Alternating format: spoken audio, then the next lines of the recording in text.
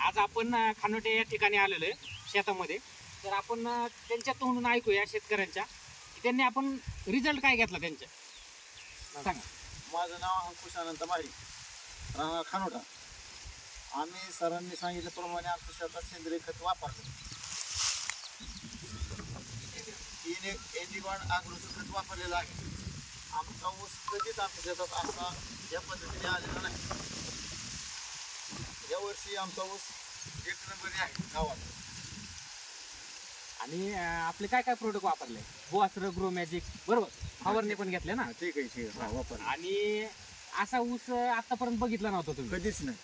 आणि समाधानी आहे तुम्ही? समाधानी, एवढ्यात आम्ही समाधानी. ऊसाला किती महिने झाले? आमच्या ऊसाला 9 महिने झाले पूर्ण. बर. ऊस बघा, ऊस बघू शकता. 20-22 कांड्यावरती आहे.